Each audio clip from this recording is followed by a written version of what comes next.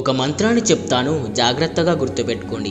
ఈ మంత్రాన్ని సాక్షాత్తు పరమశివుడే వినాయకుడికి రహస్యంగా చెప్పిన నారాయణ మంత్రం. అయితే ఈ మంత్రాన్ని చెప్పే ముందు దాని వెనుకున్న కథ ఏమిటంటే, ఒకానొక సమయంలో దేవతలు మునులు కలిసి ఏ పని చేసినా విఘ్నాలు రాకుండా కొలుచుకోవడానికి ఒక దేవుణ్ణి ప్రసాదించమని వాళ్ళు కోరతారు. అప్పుడు శివుడు వినాయకుడికి కుమారస్వామికి ఈ ముల్లోకాల్లో ఉన్న 300 కోట్ల పుణ్యనదుల్లో స్నానం చేసి ఎవరైతే ముందుగా తిరిగి వస్తారో వాళ్ళే దీనికి అర్హులు అంటాడు. అప్పుడు వెంటనే కుమారస్వామి బయలుదేరి వెళ్ళిపోతాడు. కానీ వినాయకుడు మాత్రం తల్లిదండ్రుల చుట్టూ ఒక మంత్రాన్ని జపిస్తూ ప్రదక్షిణాలు చేస్తాడు. ముల్లోకాల్లో తిరుగుతున్న కుమారస్వామికి ఏ నది వద్ద చూసిన వినాయకుడే తనకంట ముందుగా కనిపిస్తాడు.